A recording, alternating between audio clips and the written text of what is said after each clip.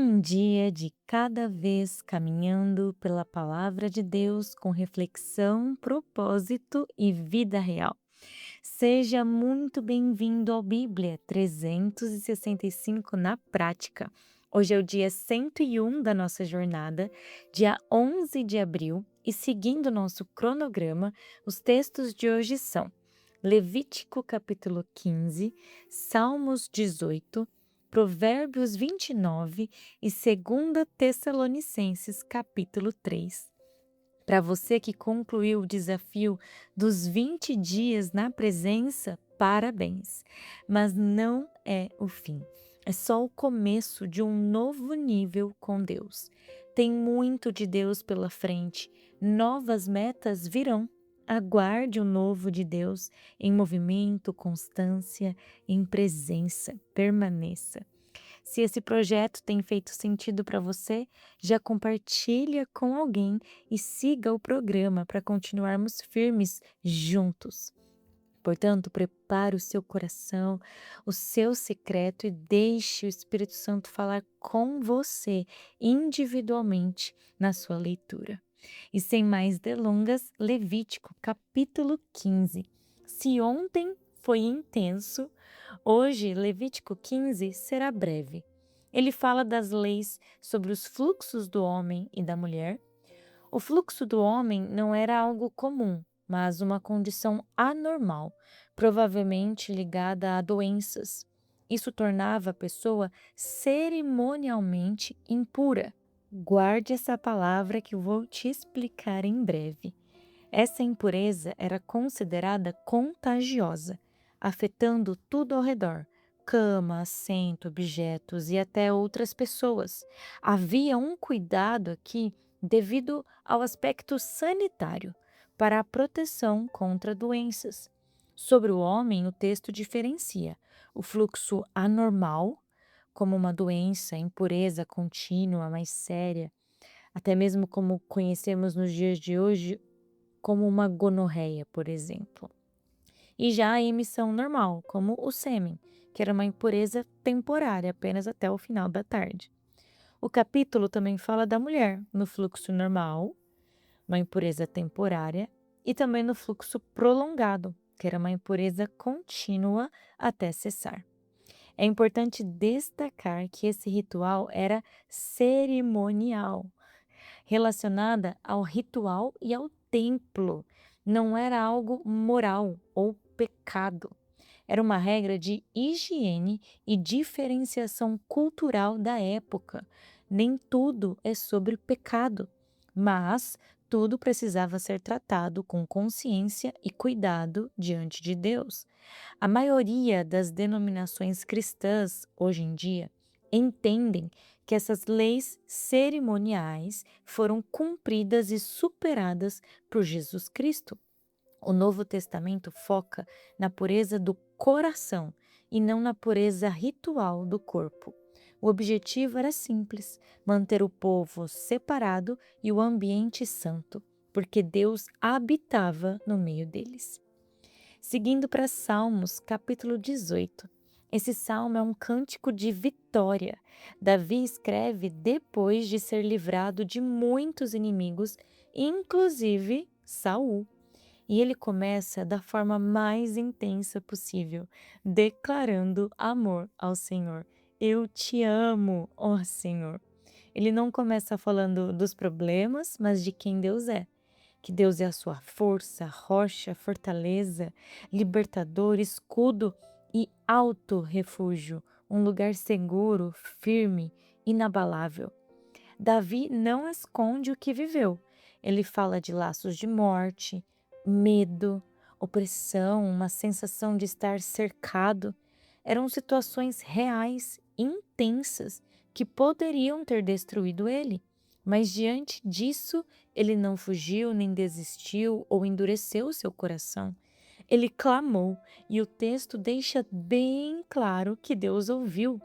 Davi descreve de forma forte e até poética como ele sentiu a mão do Senhor naquele momento. Deus descendo, o céu se movendo, trovões, fogo, poder. Para Davi parecia que o céu inteiro havia se movido para livrá-lo. Deus estendeu a mão. Deus tirou ele das águas profundas. Foi amparo no dia da dor. Davi ainda mostra que Deus, ele sempre responde de forma justa. Ao fiel, ele se mostra fiel. Ao íntegro, ele se revela íntegro. Ao humilde, ele salva. Deus se relaciona com quem decide andar com ele. E precisamos entender que Deus acende a luz no meio da escuridão. O caminho de Deus, ele é perfeito. A palavra é confiável, o Senhor é escudo. Tem uma música que eu amo que ele diz assim, a música, né? Escudo e proteção acima da razão. Em ti eu posso confiar. Eu amo essa canção. Diz que o Senhor é este escudo e é algo assim fora do racional, que Deus é esse Deus de impossibilidades mesmo. Davi deixa claro que só conseguiu passar por tudo porque Deus o fortaleceu, o treinou, sustentou, deu capacidade, vitória e ainda fez os inimigos recuarem. Em nenhum momento ele toma o mérito para si. Ele entende: não fui eu, foi Deus em mim, por mim e através de mim. Quando você olha para trás e vê que sobreviveu, venceu e permaneceu, a única explicação foi Deus. E partindo agora para Provérbios, capítulo 29, fecha uma sequência de princípios muito práticos sobre caráter, liderança, domínio próprio, temor ao Senhor. É um capítulo que mostra claramente: quem vive sem correção e sem Deus se destrói. Quem vive com sabedoria constrói tudo ao redor.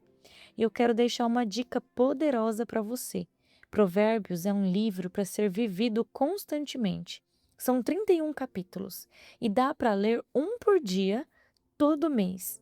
Mas mais do que leitura, podemos trazer estratégia espiritual. Você pode ler uma vez por mês, mas buscando coisas diferentes. Um mês buscando sabedoria, outro buscando domínio próprio, outro sobre questões de liderança, ou sobre família e criação de filhos, conforme você for percebendo as necessidades. Eu fiz isso uma vez com sabedoria. Grifei e anotei à parte todos os versículos que falava sobre sabedoria em Provérbios. Isso transforma a mente, coração, decisões. O capítulo de hoje mostra contrastes o tempo todo. Quem rejeita a correção tem destruição. Quem ama a sabedoria tem alegria e construção. Líderes justos promovem paz. Líderes corruptos faz o povo sofrer. O estado de uma nação reflete o caráter de quem lidera.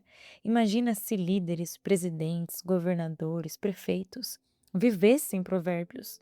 O mundo seria outro. O capítulo também bate forte sobre família, criação de filhos, disciplina, pois existe uma responsabilidade na formação da família. O capítulo também fala que quem tem medo dos homens cai em armadilha, mas quem confia no Senhor está seguro. Isso é profundo demais, pois viver baseado na opinião dos outros nos aprisiona, mas viver confiando em Deus traz uma segurança real.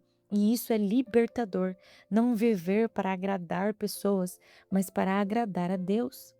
Provérbios 29 ensina que quem se deixa moldar por Deus constrói uma vida firme, e quem rejeita isso se destrói sozinho. E para finalizar o dia de hoje, 2 Tessalonicenses capítulo 3. Paulo traz aqui a importância da oração, que ela é a base de tudo. Ele pede oração para que a palavra avance, oração por livramento de pessoas más, porque nem todos têm fé. Isso é forte, pois o evangelho avança com oração. Não é apenas esforço humano ou o que podemos fazer, é sobre um movimento espiritual. Mesmo diante de oposição, Paulo afirma como Deus é fiel e sustenta quem permanece. Paulo demonstra ainda a confiança na igreja de Tessalônica. Eles não só começaram bem, como continuariam firmes. Paulo ora por algo profundo, que o coração deles seja conduzido ao amor de Deus e à perseverança de Cristo. Finaliza a carta trazendo alguns conselhos firmes.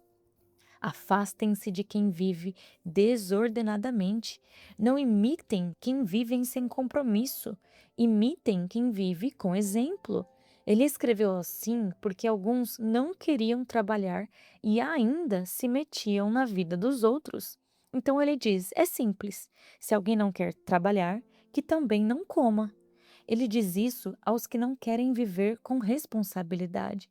E ele é direto quando diz: trabalhe, viva em paz e cuide da sua vida. Mesmo corrigindo, ele também traz outro princípio: não se cansem de fazer o bem. E mais, quem erra deve ser corrigido, mas não tratado como inimigo, e sim como um irmão. Os maduros, espiritualmente falando, sabem corrigir sem perder o amor.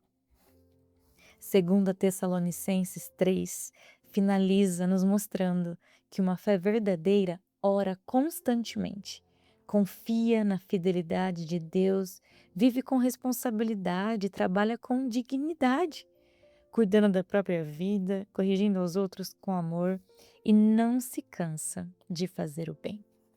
Querido Deus, obrigada, Pai, pelo dia de hoje. Obrigada pela tua palavra que é viva, verdadeira e nos transforma. Nos ensine a viver de uma fé verdadeira mesmo, Senhor, não só de palavras, mas de prática. Revela o que precisa ser tratado dentro de nós e nos dê coragem para ajustar o que é necessário. Um coração disposto a viver em santidade, a depender do Senhor, a viver com sabedoria, que nunca nos cansemos de fazer o bem, Pai. Que a nossa vida glorifique o Teu nome, em nome de Jesus.